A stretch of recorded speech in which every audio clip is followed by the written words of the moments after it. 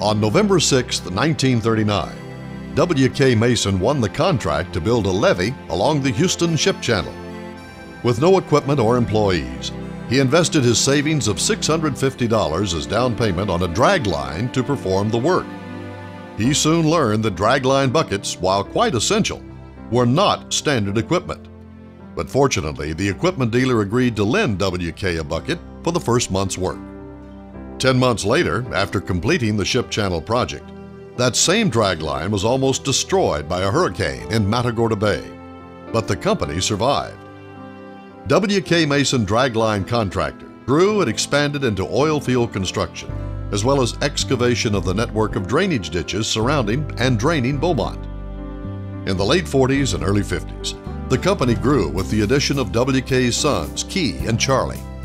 When W.K. retired in 1956, Key and Charlie took over the reins of W.K. Mason and Sons.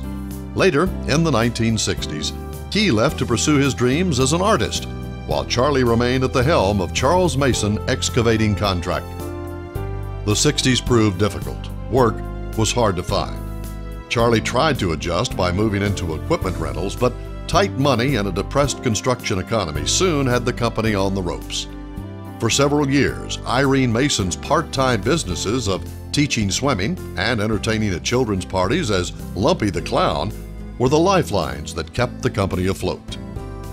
With the 1970s came new faces and ideas. Chuck and Brad Mason had earned degrees from Lamar in biology and music education, but their complete lack of formal construction or business training seemed to work to their benefit. The two never hesitated to pick the brains of top hands, and unlike most fathers, Charlie gave them free rein to make their own decisions and mistakes. The company soon expanded beyond the narrow base of dirt work and into asphalt paving and then industrial concrete construction. When Charlie's health forced him to retire in 1980, the two 30-year-olds took over, and Mason Construction looked forward to a bright future.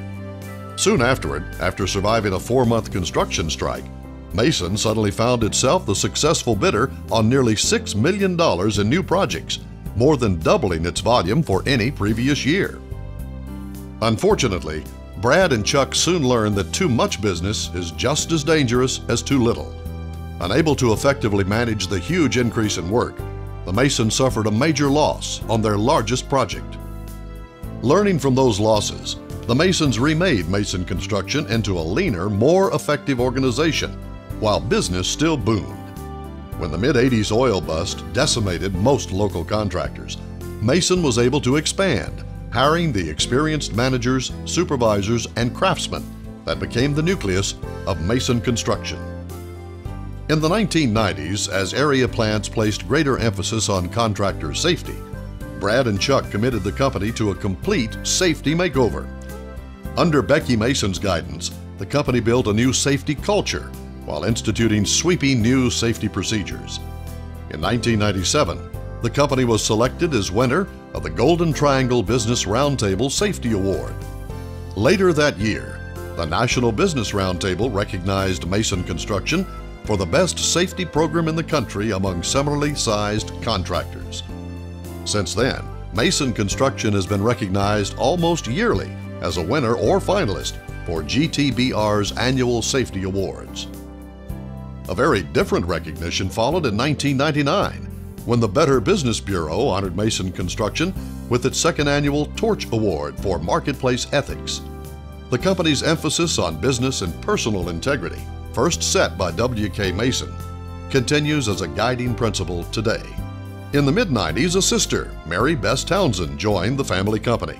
Then, in rapid succession, a fourth generation came aboard as Jeremy and Chad Mason, and Lee, Hallie, and Emily Short set out to prove once again that nepotism really can be a successful business plan. The years between 2000 and 2010 have certainly been eventful. Along with 9/11, 2 hurricanes, and a major recession, Southeast Texas has also seen unprecedented industrial expansion. Throughout this time, Mason has played a growing role in our business community. Whether investing to start a new piling division, hiring and training hundreds of new workers to man the major plant expansions, or helping area plants recover and rebuild after Rita and Ike, Mason Construction has made a positive impact on our area economy.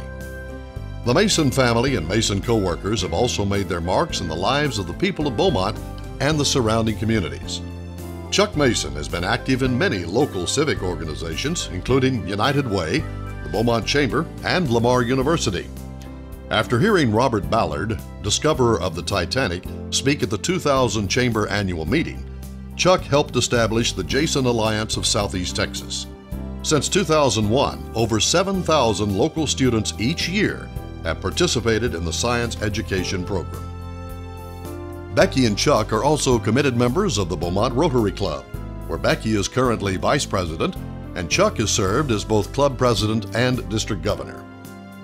Brad Mason's community activities include service on the Kuntz School Board and support of the Southeast Texas Food Bank, Southeast Texas Hospice, and the Hotel Beaumont Retirement Community.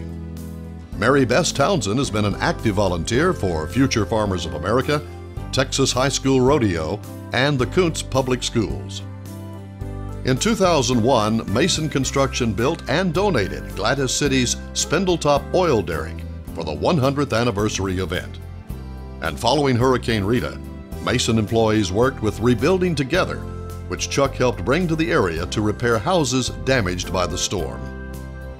After 71 years, who knows what changes lie ahead? But Mason Construction promises to be up to the challenge. As its motto aptly states, Mason Construction is indeed building on a foundation of integrity.